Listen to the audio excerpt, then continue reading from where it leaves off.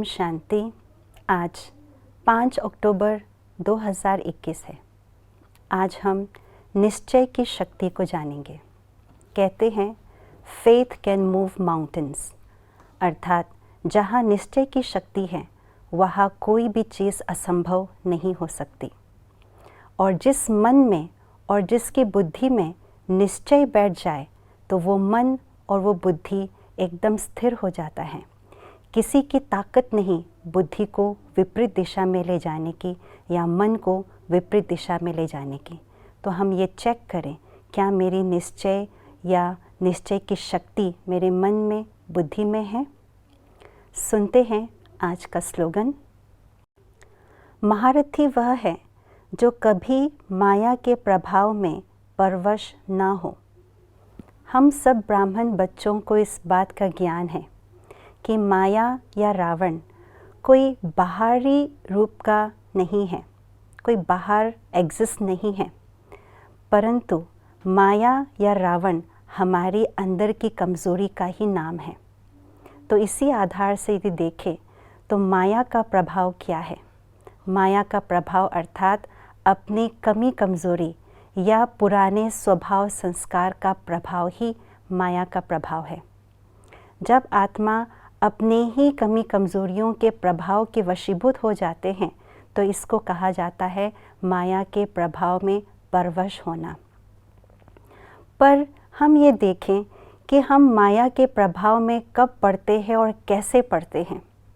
जब आत्मा too much कार्य व्यवहार में इन्वॉल्व हो जाते हैं बाह्यमुखी होने के कारण, तो क्या होता है, जो उनका अव्यक्त भाव होनी चाहिए कार्य करते समय, वो अव्यक्त भाव ना होकर बहुत ज़्यादा व्यक्त भाव में आ जाते हैं।